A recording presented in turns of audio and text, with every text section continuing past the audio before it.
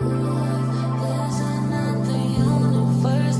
Please make some noise. Give me Hey, my little raggities, what is up? How are we doing? How are we feeling? If you are new here, I am Rayna Swan, aka your new book bestie, aka Big Raggedy, period. Never the little one. So, I am so glad that you are back or that you are new here. Welcome. Thank you for clicking on my little raggedy thumbnail. Uh, I wanted to come and tell you guys happy holidays. I don't know when you're watching this, but I hope you feel loved. I hope you feel joy. I hope you feel safe. And even if you don't feel too well, like myself, I'm still trying to get over a little cold. Even if you don't feel well, or you might be going through a little something, just know that whatever you're going through is just a small part of your life. It's just a blimp in time. Something that you probably won't even remember in 10 years. And even if it is something major that you do remember, just remember that you are strong and this is not the first hard thing you've had to overcome, and you will get through it, okay? So just keep pushing, friend. So with that being said, I am going to give you guys some books that made me cry throughout my reading journey. Some of these books I've talked about on these I think I've talked about all of these books on this channel except for one. But that was only because I read it before I started BookTube. So we're just gonna get my most recent talked about book out of the way. And this is gonna be a video where I explain to you why it made me cry, okay? So the first on the list is Perfect Peace. Now, with the synopsis being that, the mom told her daughter that she was born a male, but I made you a girl, that for sure was a doozy. Like, whoa, what's going on here? That did make me sad and feel for Little Perfect, but that's not what made me cry, believe it or not, okay? So I was at work, and there is a part, I'm not giving any spoilers, there is a part where a certain side character really wants something, really desires something, and they're watching someone else live out their dream that they can't live out because they're, for whatever reason, not the favorite, not the chosen family member to do this certain thing. And so to continue on in the story and see that even though this side character was told no, or that's not for you, that's not the route you're going to take, they never gave up and they kept going, and they basically overcame. And so once we got to that point where, dreams were, made into reality, I was at work crying. For some reason, I have a very, I don't want to say it's like a bad habit, but I be crying when good things happen. Are you like that, friend? Like when you see something amazing happen for somebody else, you just get a little teary-eyed. Like, or when people be like showing, like when people are like crying or having happy tears, that makes me emotional too. I don't know what that's about, but when good things happen, I be crying. I don't like that, because at my core, I feel like I'm a gangster for real, But then I'm like, maybe you're not so gangster as you think, because you're always fucking crying. Man, I'm just an emotional gangster. That's what it is. A strawberry thug, Well, strawberries are kind of soft. Think of me you like an orange? Why are we talking about fruit here? You know what? But yeah, definitely this one made me shed a tear because I just love good stories where, you know, people would just overcome and reach their fullest potential. I don't know what that's about, but I love it. This one got me. I was like, God damn it, Daniel, you got me again. Speaking of Daniel, I am feeling like he is my favorite author. I know I've told you guys in the past that I don't have a fave. I don't have a favorite author. Yes, I am the secretary or, you know, maybe the vice president of the Tiffany D. Jackson fan club, but I don't have a favorite author. But I'm starting to feel like Daniel might be my favorite author. Next month, I'm reading his book, The Coming, and I read like a couple of sentences, like first chapter. I was like, yeah, you might be my favorite. You might be my favorite, but I won't speak on that until I get there. You know, I'm always jumping ahead. Let's talk about Isaac's song. Now, y'all know, if you've been here a long time, that this book had me sliding down the shower wall.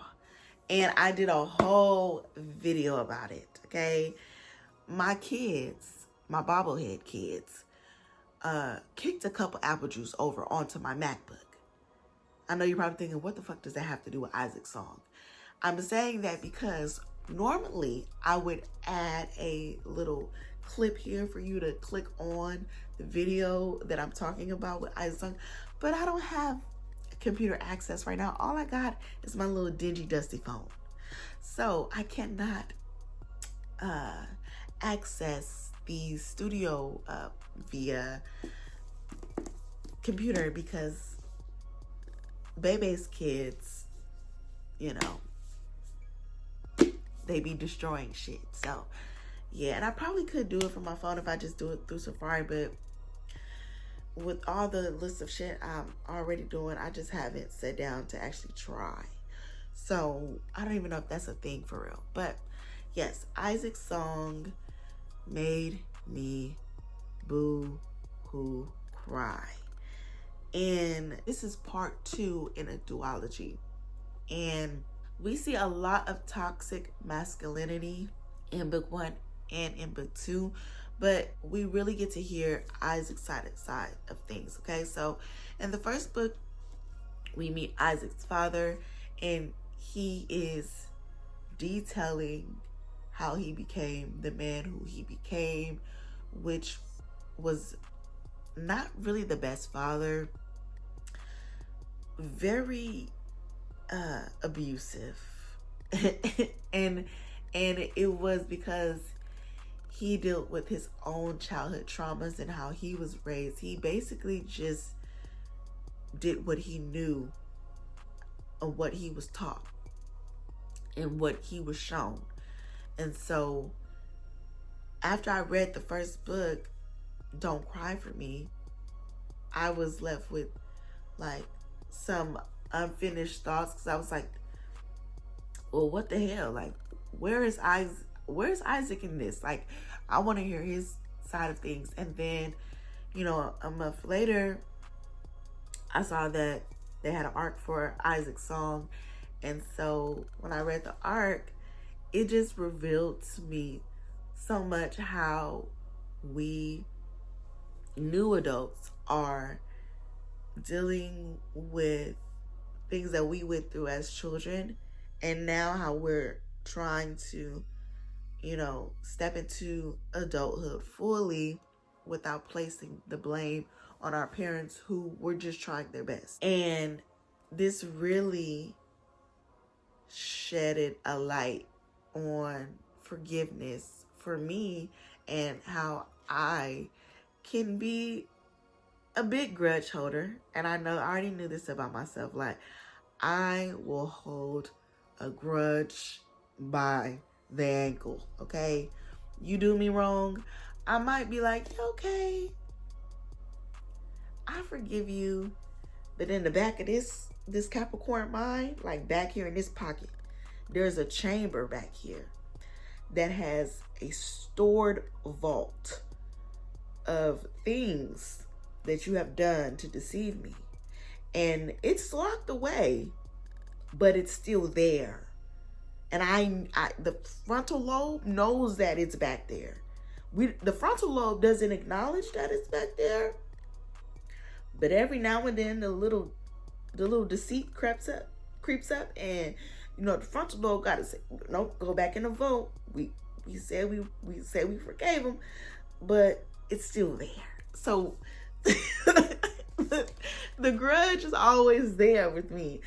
But this made me really cry for not only Isaac but for myself, and really showed me how to release people who have wronged me, because I will close the chambers. I will close the door on people you're done. But it gets harder when motherfuckers is your family and they just there, okay? They just keep being in your space. You don't have no choice but to just let the shit go. And so that was just something that Isaac's song really revealed to me, and just really made me sit with forgiveness and what it means to not just blame your parents for what you went through, but accept it and grow from it and move on and just be who you are, whether or not it's who they wanted you to be. So this book had me in tears. I just feel like I was probably in tears for my own personal reasons, but yeah, Daniel, you be having me crying. I don't even know what that's about. Y'all hear my voice? How it just sounds so weird. Okay, so next on my list is Dead in the Dark by Tamara Morgan. Miss Morgan, I seen you in my friend Amber's comments talking about you got a special announcement that you gonna, tell us soon. I hope it's part 2, or, a little novella or something, or maybe you announcing an audio version of this, because even though I read the physical, I would still double back and listen to an audio if you came out with an audio. But yeah, Miss Morgan, tomorrow she got a secret coming up, so make sure y'all follow Tamara so y'all could be up on this secret that she's about to tell us soon.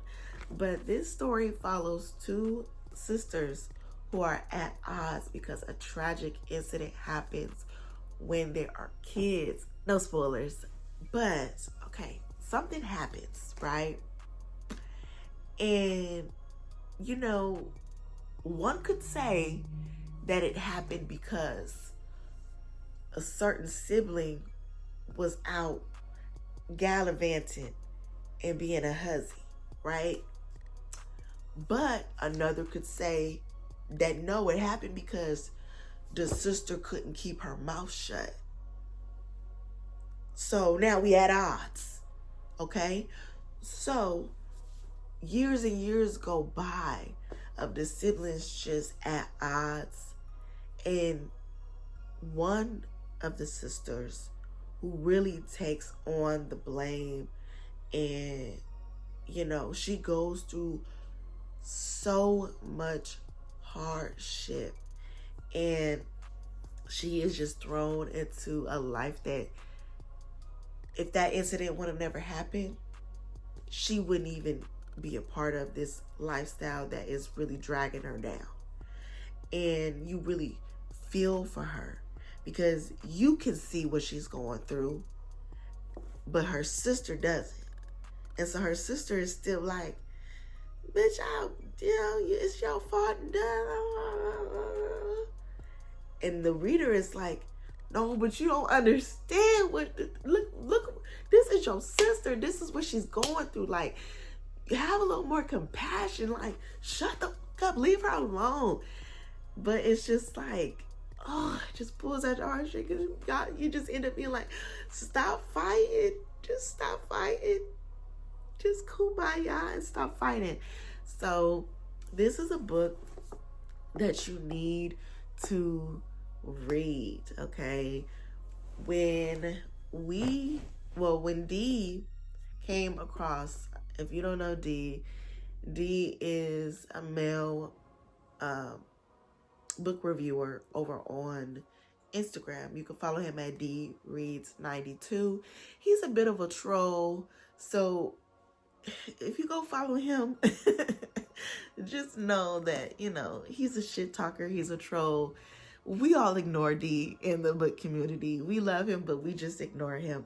So when D found this book and brought it to the book club, my book club, the official chapter chat, I did not know that Tamara was my friend's auntie. So when my friend saw me post about the book, she was like, girl, I will send you a signed copy. I'm like, what do you, mind you, I'm thinking she got hacked. She was like, yeah, you know, if you send me your address, I'll send you a book right now. I'm like, is this one of them scams where you gonna get my address and then all of a sudden you gonna have my social security number and then you gonna have about a gang of credit cards in my name? Like, what's going on? I said, are you hacked? She said, no. That's it's like, this really my auntie. Kind of find out, Tamara is her mama's best friend.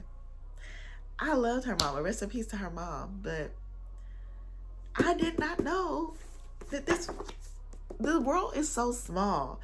And so talking with Tamara, really getting, you know, to see a different side of her when we interviewed her, it was such a joy. She felt like an auntie. And maybe that's because I grew up in the same neighborhoods and, you know, around the same people as her.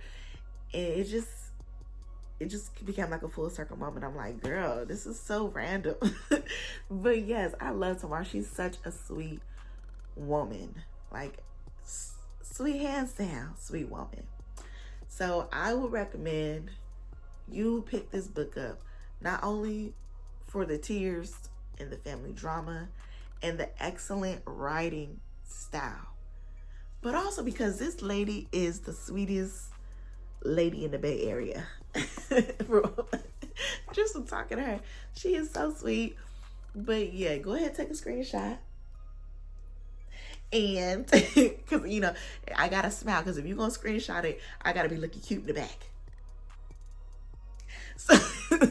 So take a screenshot and read this, because it's a good book. And girl, tomorrow when you make this announcement, I better be the first person you tell. And I'm about to jump in your DMs once this video is over, because we gonna collab, okay? I gotta figure out what the hell you got cooking up, okay? I need to know, where is book 2? Because the cliffhanger that is in this book, whoop-de-doo. I was ready. I was ready to be like, excuse me, friend, can you give me your auntie number? I got some things I want to say to her. Ma'am. But yeah, so definitely check out Done in the Dark. It's not going to disappoint you. I put that on me. Okay, no, well, no. Just read it. Just read it. Okay, so next on the list of fiction books that made me cry. Y'all knew this was coming. I'm always talking about y'all knew this was coming. Y'all knew this was coming, okay? You have Jody. This is probably my one. I have to really look over all the books that I read this year, but this is in the top 5. And I'm trying to see what I can say before I say what I want to say, okay? So a young girl must face a life-altering decision after awakening her sister's ghost, navigating truths about love, friendship, and power as the Civil War looms. Okay, so that tells me that yes, I can't say what I need to say. Okay, so a young girl, Junie, she's 16 years old. She's enslaved on this plantation, and somehow her sister's spirit, her ghost, is awakened. And the sister, who is now deceased, she's trying to give her advice from the other side. We got friends on the other side. Shout out to my Princess and the Frog fans, okay, who caught that reference. But she is giving her advice, and what made me cry was the ending, when the sister from the other side felt like she had completed her mission. The sister felt like she had completed her mission and she could no longer continue on. One of the last things she told her was, "See all the beauty you can, my sweet sister." And for some reason, that sentence just felt like that was my own sister speaking to me through these pages for whatever reason. And if you are new here, my sister passed away a couple years ago. So just reading this and seeing Junie yearn for her sister and does, have that deep, dark void and anger and all the emotions that come with grief. And then in the end, her sister is kind of like letting go of that hold, or releasing Junie to just see all the beauty you can see. Like, I'm fine. Go be great. That really touched me, y'all. That had me crying. But we ain't gonna do it today because I got shit to do. So we gonna move on. Okay, so the last book on my list is nonfiction. But I promise y'all, this is a book that is going to tear your heart out, put it back in, and just make you breathe a little bit harder, because why am I doing this? It's just gonna really break your heart. Like, it's gonna do you in. Like, you ever got your ass whipped? Yeah. Like, I ain't never had my ass whipped, but I'm saying, if you've ever got your ass whipped, you know how it feels when you just feel like you just feel so bad after you got your ass whipped. Like, so this book is gonna whoop your ass. And that book is A Piece of Cake by Cupcake Brown. And everybody who has read this book has came out on the other side just hair disheveled, sweat, tears. What is life? Let's go check up on Cupcake right now. Like, everybody has read this, has closed the book feeling like, truth is I'm tired. Like, everybody has come out of this book with some trauma, okay? So I'm gonna read this little short synopsis so you can go in knowing what you're getting into, because I had a friend who I recommended this book, and this is my bad, okay? This is my fault. I didn't give her the trigger warnings. I did not.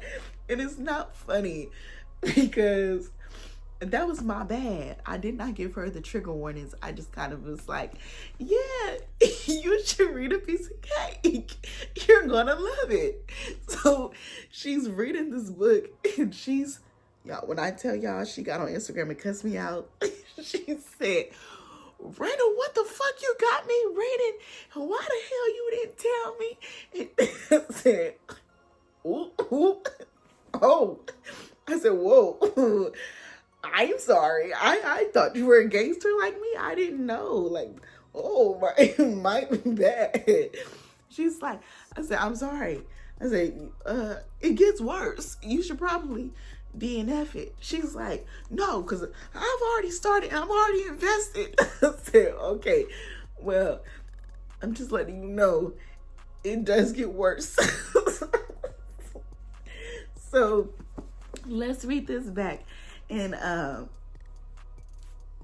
so you can be well informed, okay?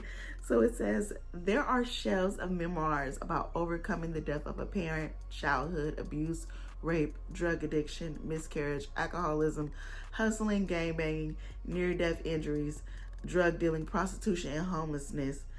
Cupcake Brown survived all of these things before she even turned 20. And that's when things got interesting. Pause.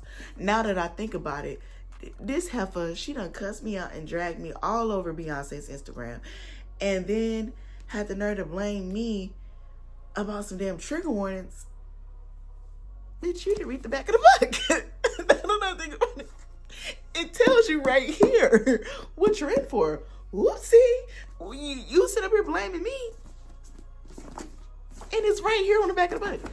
Now I got to go back and tell her, remember 2 years ago when you cussed me out in front of all my friends? Why you didn't read the synopsis? You sit up there blaming me, talking about I didn't give you trigger warnings. It tells you right here. That let me know y'all don't be reading synopsises. Y'all just be going off our word. And I don't like that. Read the synopsis. We got a job to do. We supposed to be giving y'all book recs. But at the end of the day, you got a job to do too. And that's read the damn synopsis, okay? Now I'm sitting up here feeling sorry and bad, feeling like I done misled this girl whole time. She just didn't read the back of the book.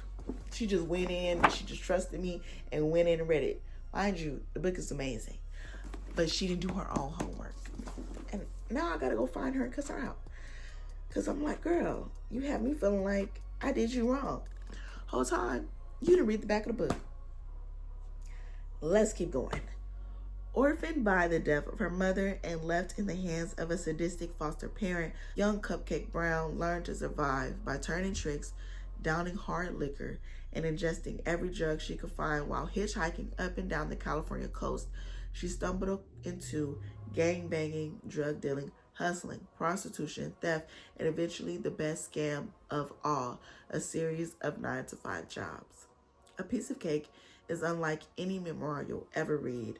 Moving in its frankness, this is the most satisfying, startling, funny, and genuinely affecting tour through hell you'll ever take. And that sums up the experience. That last, a tour through hell, indeed, okay? I wouldn't be opposed to read this again, but the bitch did it, the cokehead chimed in. This book was crazy. This book was crazy. I wouldn't be opposed to read this again. I did read the physical, but if I were to ever stumble through this book again, which eventually I will because it was such a crazy story, I would do the audio just so I could see what it sound like. But y'all, this was crazy.